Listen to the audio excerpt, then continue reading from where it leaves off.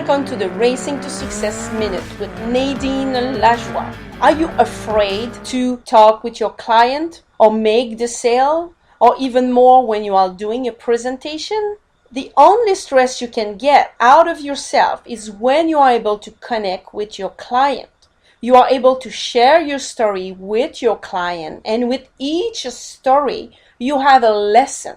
And when you get the lesson, you are trying to find a bridge, something that can relate to them, to their family, to their children, or their business. So when you are connecting more with your client, it will be easier to make the sale. That will give you more satisfaction and increase your revenue. So hopefully you get the story, the lesson, and the sale with Nadine Lajoie at nadineracing.com. Get ready and start your engines for our 6th annual Aviation Month on Savvy Business Radio with some of the top experts in the aviation community. This concludes our 6th annual Aviation Month on Savvy Business Radio, and our final guest, Ed Rush, inspirational speaker, advisor, and former F-18 Top Gun fighter pilot, shares his latest book and tips and strategies he's learned from the cockpit that can be applied to grow your business. Find out more about Ed at edrush.com. Hi, Ed. Welcome to Savvy Business Radio, and we're so blessed to have you here. You are an F-18 fighter pilot. You're a consultant. You're a best-selling author. Share with us a little bit about your background. What brought you to where you are today? So, first of all, super glad to join you. Thanks for having me on the show. Shout out to all your listeners who are out there in the business trenches making it happen. I believe business is the most noble profession on planet Earth. You know, we talk about a lot of other professions being very noble, but if you took all the entrepreneurs, business owners, all the salespeople, everybody that make things happen off planet Earth for about 4 hours, the entire world would fall apart. So I'm glad to be part of the tribe and super excited to be with you. Awesome. So you were a pilot. What brought you over to the business realm? Why did you leave that realm into speaking, advising, and being an author? Yeah, so I was a fighter pilot. I did that for 11 years, full active duty when I was in the Marine Corps. I went to Iraq twice. I was in the Far East a whole bunch of times. Had a blast, loved flying, loved what I was doing, loved the mission. At the height of my career, I was the #1 instructor in the Marine Corps for 1-against-1 dogfighting and a number of our weapons. I graduated from Top Gun. It was just a blast. And the fact was I was ready to go and conquer the world, if you will. I had a family. I was in the middle of having 3 kids in 3.5 years. I know, but you know, speed is my thing. And it was just time to move on. I had done what I wanted to do. I'd served my country. I had a blast, met some amazing people, and, but it was time to go. And so I left back in 2006. You know, I stayed in the reserves up until about 2 years ago. So I stayed in the reserves for the full 20 years of my term of duty. But I left and, you know, just starting businesses. You know, most pilots, when they leave the Navy or the Marine Corps or the Air Force, they go and fly airplanes again. They go to UPS or FedEx or United or Delta, and that's a great job. It's just not a great job for a guy like me that likes something new about every 4 hours or so. And so, yeah, I started a bunch of companies. I got really successful at marketing, specifically online. And from there, I've been asked by a lot of people to come in and speak, but also a lot of people to come in and help their companies and really grow them and change the world. Wow. I can see that. Being a fighter pilot, I can't imagine that it would be too much fun to fly the smaller things after flying a Actually, so we talked a little bit before. I know you're a pilot as well. When I got on the Marine Corps, I started flying little Citabrias. It's a 2-seat front and back aircraft that's fully aerobatic.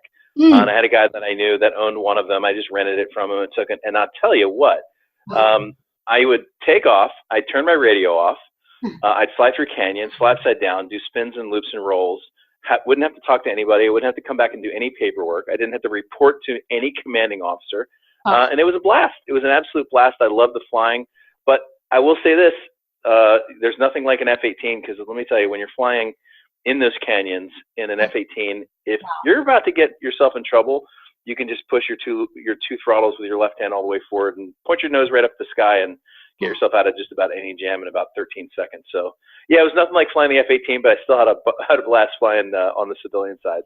Wow. Well, that's cool to hear. Is there a difference to being a teacher, an instructor in an aircraft as opposed to a pilot? Did you find that you learned a lot more being a teacher as opposed to just a pilot?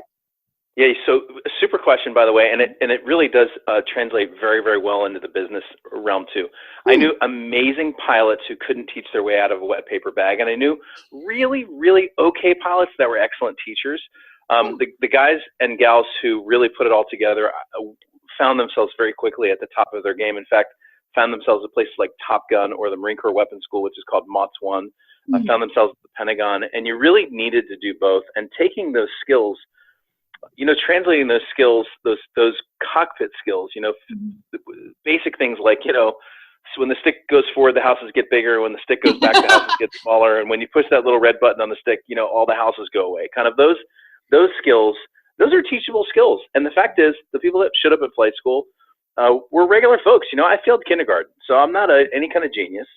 We were regular, all walks of life folks from across America, a bunch of different races and colors and creeds and religions, and we all put on Marine green and decided that we were going to serve our country. And when we did that, we all kind of showed up and went through a syllabus, and it was a really interesting lesson. I'll give you an example. Navy flight school, which Marines like me go through as well. During the when you hit ground school, you learn a whole bunch of things. So you learn like meteorology, you learn physics, you learn water survival and land survival. You do all your swimming tests. You learn all about the engines of airplanes. There's about 7 different subjects you learn.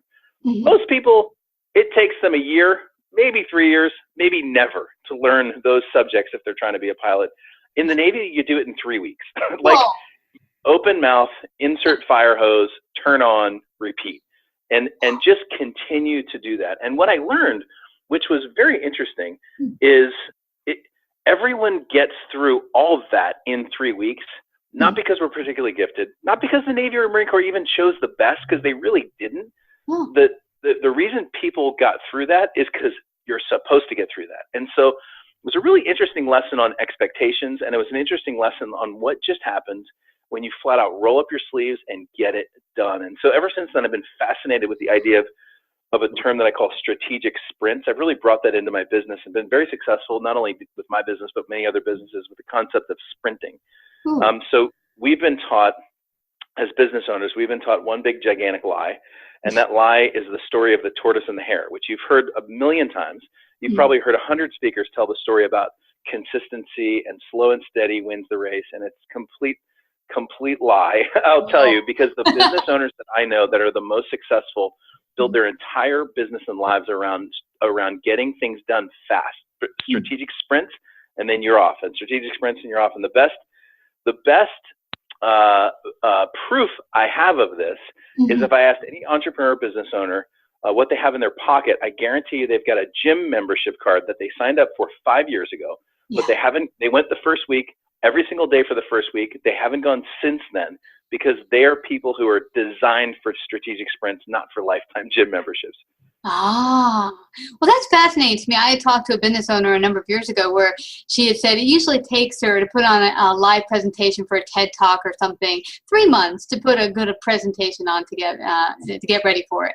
And she got a call from Tony Robbins and said, "I'd like you to see me tomorrow night, and can you host with me a presentation on XYZ?" And she was not going to say no to that opportunity. So she spent the next 3 hours putting their proposal together, the presentation, and then getting on a plane and studying it, getting there, and then the next morning doing the presentation. And Tony Robbins said it was the best presentation that he's ever done with someone. Oh, gosh, what's her name? Marie. She does these videos. Anyway, she's amazing. Forleo. Yes, thank you. Yes, Marie Forleo. Yep. Yes. And that goes to show that, and she thought it took her 3 months when actually it takes 3 hours. 3 hours. Yeah, I mean, it's an amazing concept, and you really have to know that a great plan executed with a deadline will work a lot better than an excellent plan executed with no deadline. And so most business owner, entrepreneurs, speaker, authors, coaches, consultants, the kind of folks that I work with,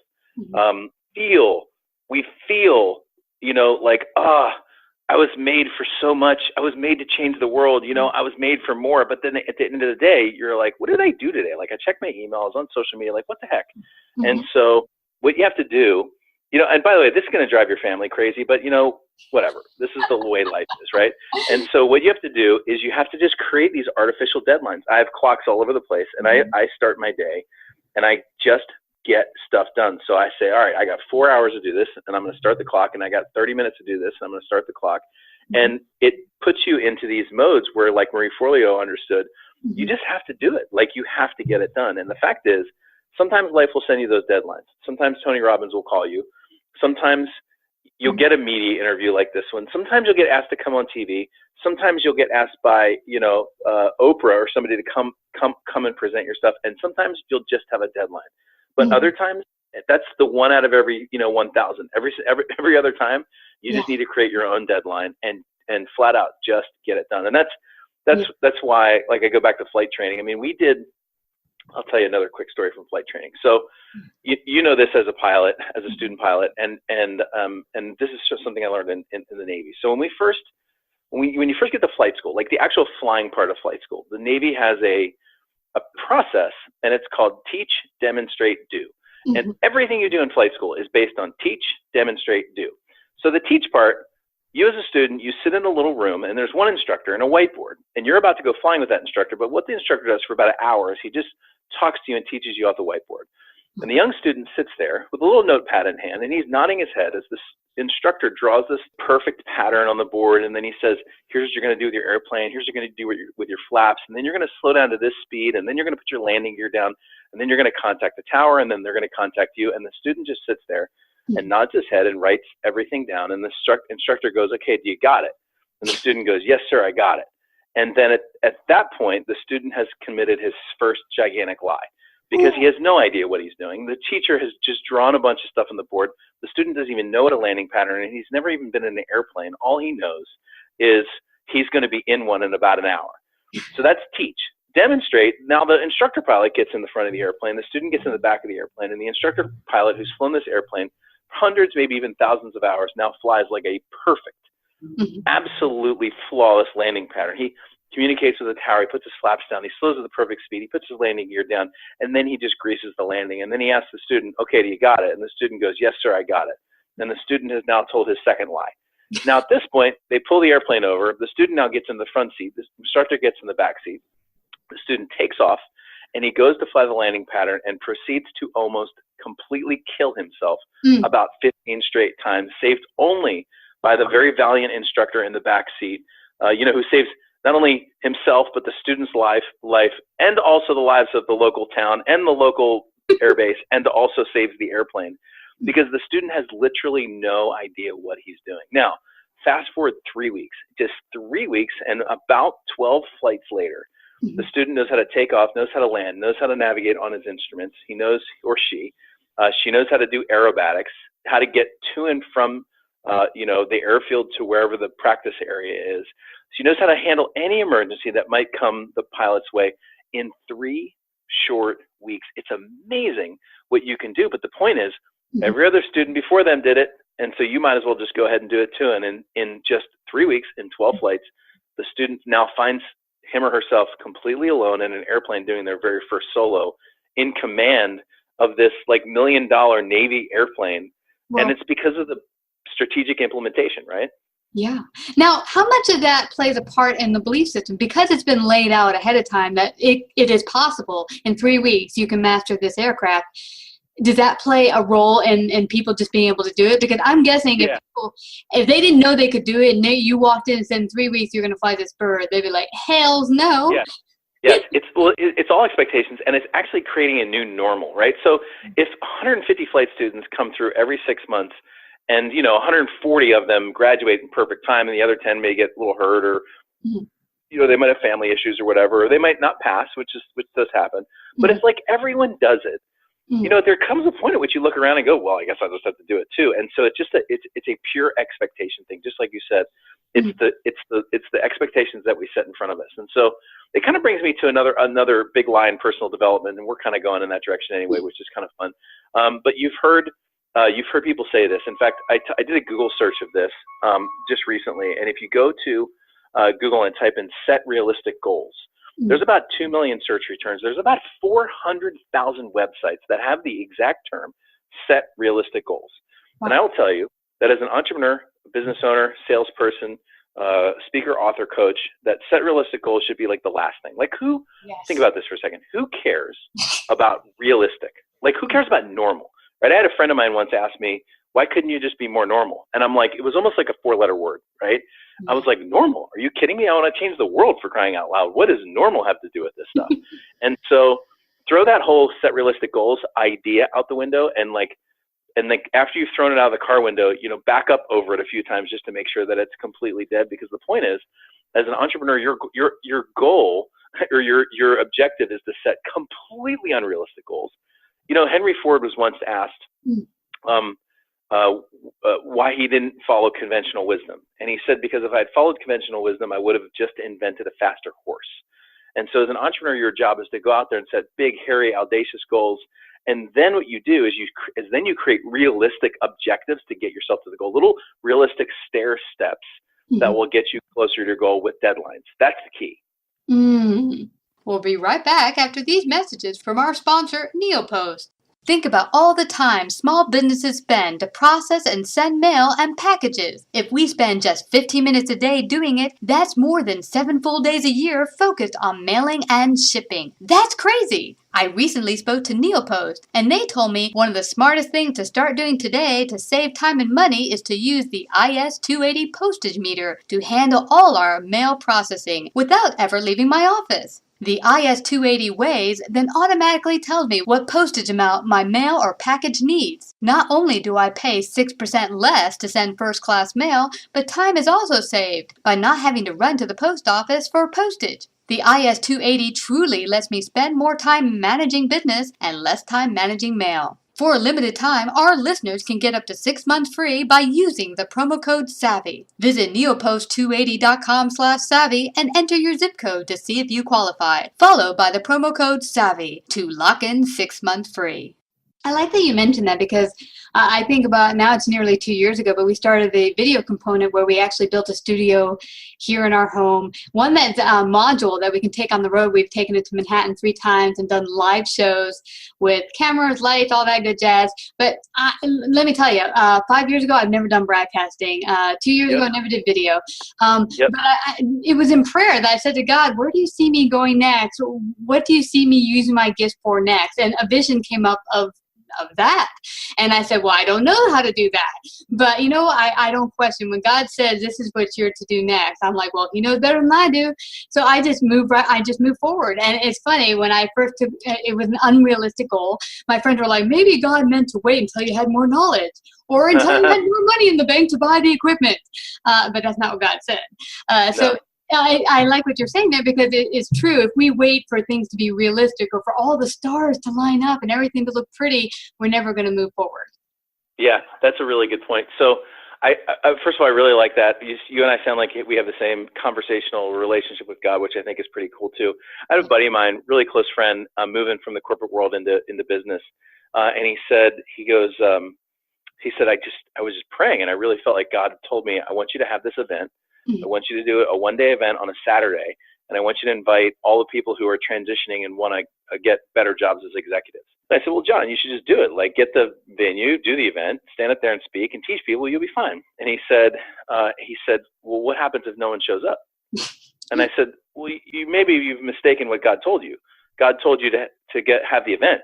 He didn't tell you to be successful having the event. He just said have the event. And I said, John, booking the hotel, preparing your content, getting everything ready. If you show up and there's no one there, you've probably accomplished more in just that week or two than you would have accomplished at all. And now you're more ready for your real event, right? So the point is, sometimes, as we get into this dreaming and goals and stuff, we get everything ready. We prepare. We're like ready to go. We're ready to knock it out of the park. And then all of a sudden, like, it doesn't work. And we think, man, I must not have been listening to God right. I must have the wrong goals.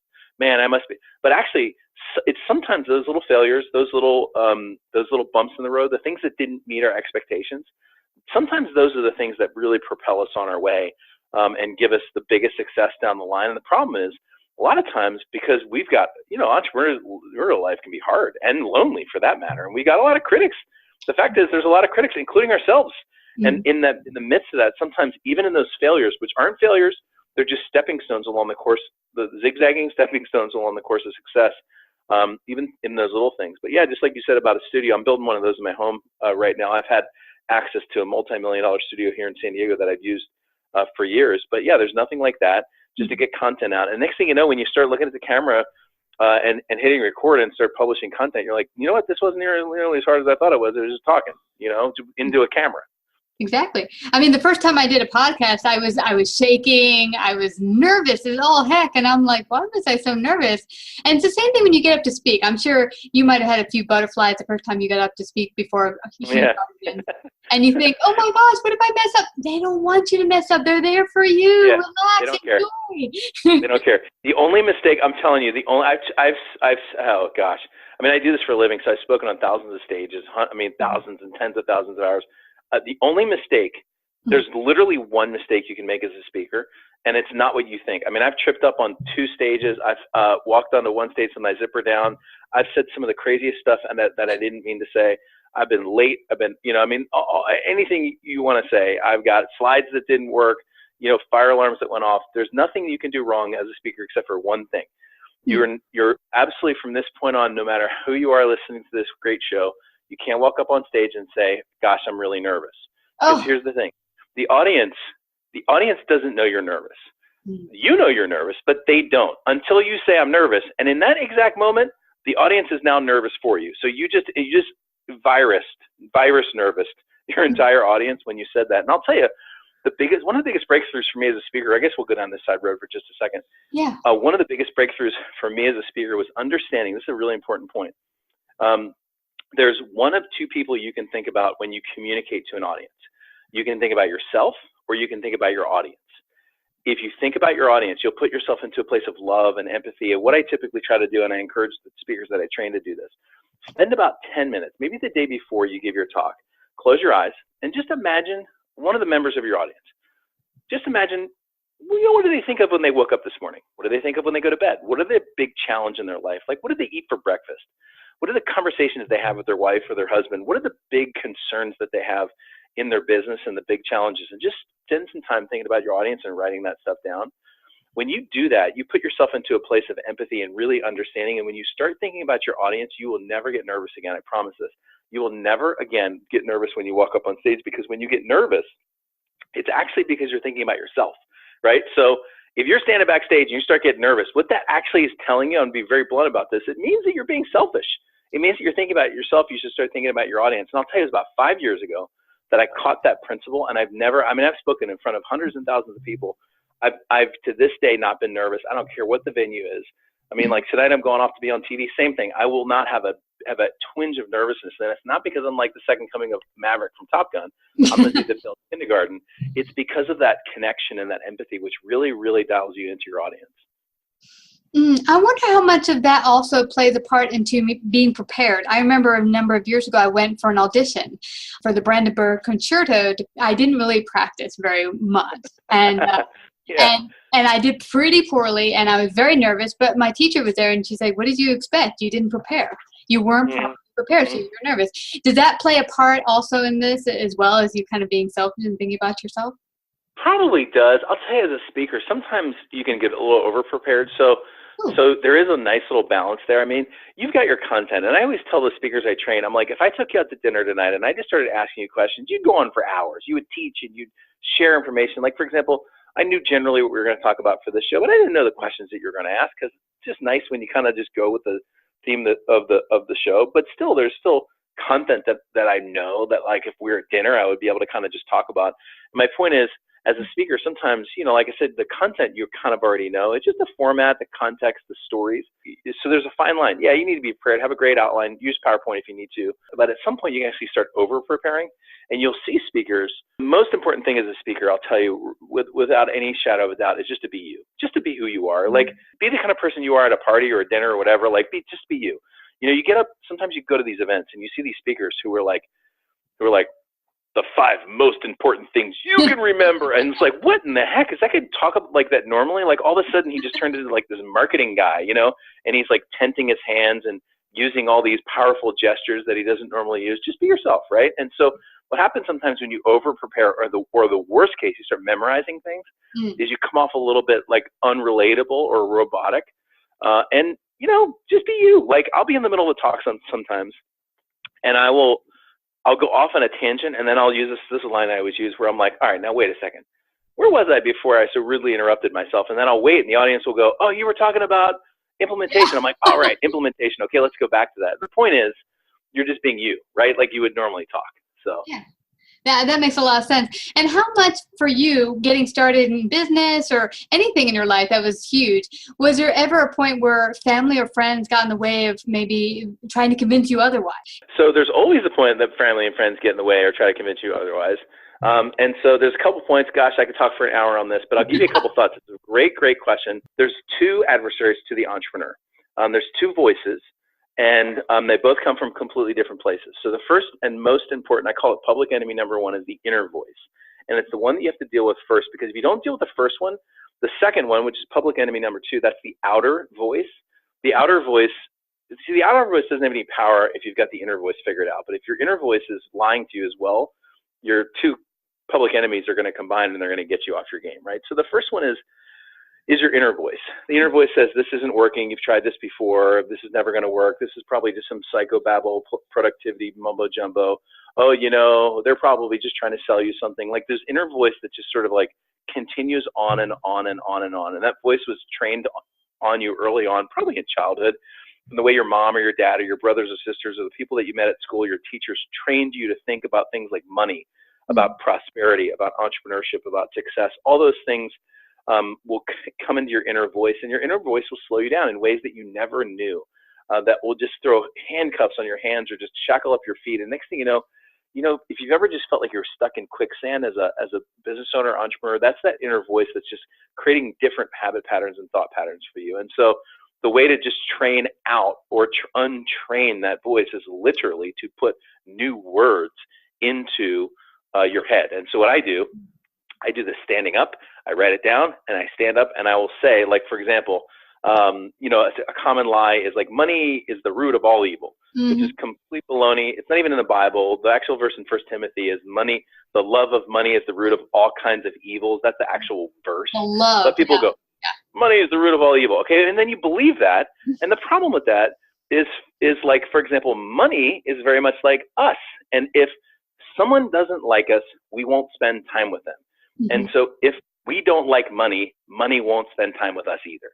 And so if you're like, okay, money's the root of all evil. And then, so what you do is you take your inner voice, money's the root of all evil. You counter that, which is a lie.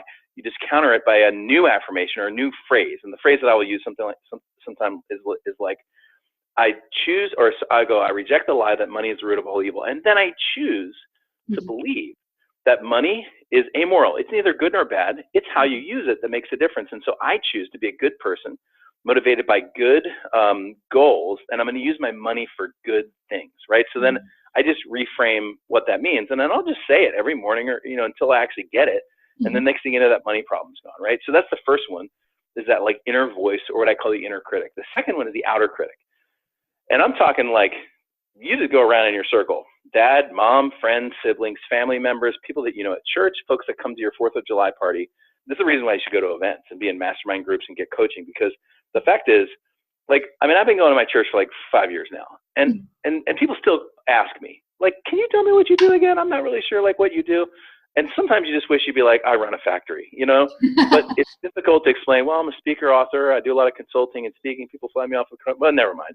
I'm a factory worker, And so my point, though, is all of those people, not only don't they understand what you do, but a lot of those people have secret, like, jealous intentions that they don't even know about. Yeah. So they look at you, they come to your house, they see your car, they listen to your show, they see your book. And in the back of their mind, there's this little jealous urge that pops up, and they don't even know it. And what they turn into is these critics, and they're like, you have a bunch of spelling errors on your website, or they're like, I don't know if I agree with that. That doesn't seem very biblical. And you're like, come on. And so the rule with the inner critic or the outer critic is you fix the inner critic first, and then you come to that person, and if they're if they're not meaningful, if they're just somebody on Facebook, just hit delete or just ignore it. Who really cares? I'm only on social media like 1 hour a month anyway for that reason. But if it's someone you care about, dad, mom, sister, siblings, brother, you just look at them and you go, thank you for sharing. I've already made my decision, and I'm pretty confident in the direction I'm going. It might be good, it might be bad, but either way, I'm going to persist in this direction. But thank you. and then you just simply move on, right? And so those are the two. It's a brilliant question you asked, and I'm glad that you did. But yeah, that's what you do.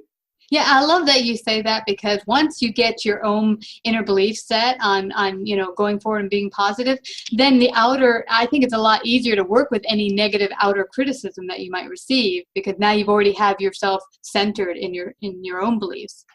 Yeah, exactly. You can't be moved off that once you do, which is the reason why you do it. So again, it's not the only problem you're going to come across as an entrepreneur, but it is definitely one of the problems. And man, let me tell you, when you fix that one, there is so much freedom. The fact is, the more successful you get, the more critical the people are that are around you. Look, here's the thing. If you have like 10 Facebook followers, you got like, I don't know, one critical person, right? Because you figure 10% of the population is probably completely insane.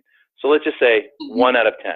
You've got like 150,000 Facebook followers. You got like, what is that? 15,000 people who could potentially be gigantic critical jerks or whatever. So now you have to ignore a lot more people. And so if you're planning on if you're listening to the show, which I'm glad you are, if you're planning on being wildly successful, I'm talking about 7-figure, 8-figure, 9-figure successful. I'm talking about change the world successful. I'm talking about like getting rid of poverty in Africa kind of successful. Man, you better get ready for some criticism. And what you do is very simple, is you thank it, right? So at the end of the day, you go, thank you, criticism. Thank you so much, criticism, because criticism reminds me that I'm on the road to success. And you just let all those folks go. The only things that matter in your life are the ones you let in. So if you're not going to let it in, I just put my shields up. Thank you, criticism. Man, it looks like I'm on the right direction now. And then you move on. Because look, there's a lot of people that have a vested interest in getting you off your game. Yeah. So. Yeah, I see the people that rock the world the most get the most. Yeah, I get the most negative, nasty criticism. And I'm like, that's just, and I don't think it's just jealousy. I think that sometimes it's just plain old evil from darkness trying to. It's totally. It's that and everything else. I mean, you take some of the biggest names in the world, just type their name in and put the word scam next to it, and you'll find some of the biggest turds. And they'll write, it'll be like, I took the course, and and they'll it'll sound like really meaningful, but then you know the person. Like sometimes you know the person, and you're like, there's no chance that person's like that. This person clearly didn't implement, but was trying to choose somebody else to blame. So. Yeah, but this has been fascinating, sharing your wisdom. And before we leave, I want to say, is there one top thing that you've learned of being in the cockpit that applies not just to business, but to life? Like the one top lesson that you say that you could take out of the cockpit? Yeah, I mean, there's a term that we learn in the Marines very, very early on. It's speed is life. So speed is life. Speed is life. Speed is life. So if you're flying at 150 miles an hour and you get shot, a surface-to-air missile shoots at you, you're going to be in a world of pain very quickly, because your airplane, you'll make one big turn, your airplane will be completely out of airspeed, and you won't have any G-forces or altitude to defend against that missile. Same for fighting against another airplane. Good speed, you're going to make good turns. Slow speed, you're going to get shot. So speed is life, speed is life, speed is life. And the second one, I know you asked for one, but it really kind of comes right next to it, which is time is money. Time is money, time is money. So I put those two things together. Getting things done fast. Good is good enough. A 95%, it'll take you as much work at 95% than it will to get to the other 5%. So get it done, like this book that I'm launching, I told you about earlier. If you need to fix a couple things, fix it later, but get it done, right? So speed is life. Yeah, and that goes for, hey, get it out there and then cross-correct. There's problems that need to be fixed, cross-correct as you put it out there.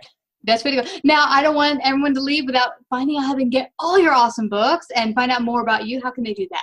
I'm just going to give you a free book, actually. So normally I would take you to just my regular website, but I'll take you there anyway. So that is available at my website. If you just go to edrush.com, which is about the easiest website to remember. So edrush.com, EDRUSH.com, and just hit /book. So edrush.com/book. You can get a free copy of my book, 21 Day Miracle, How to Do Anything You Want in 3 weeks or less. We'll be covering things like money and business and mindset and happiness and fitness, talking a lot about the relationships that are around you as well. But what I'm going to do is outline 10 different plans that you can follow. Actually, it's nine different plans that you can follow in 21 days and achieve massive breakthroughs, whether it's in money or business or relationships or health. Do it in very short spurts in a very short period of time. edrush.com/book. Wow. I can't wait to check that one. I really enjoyed Take the Shot. That was a fabulous book. Got me excited about cockpit and flying. But I want to thank you again, Ed, for coming here to share your great wisdom today on Savvy. Christina, you're awesome. Thank you very much. I really appreciate it. and keep doing good work in the world. I really appreciate it. We're gonna move mountains here. You betcha. Winty Aviation T-shirt Art, a one-stop shop solution for all your graphic art needs, from logos, business cards, book covers, and banners. Contact winty.com today in order to find out how your design can become a reality.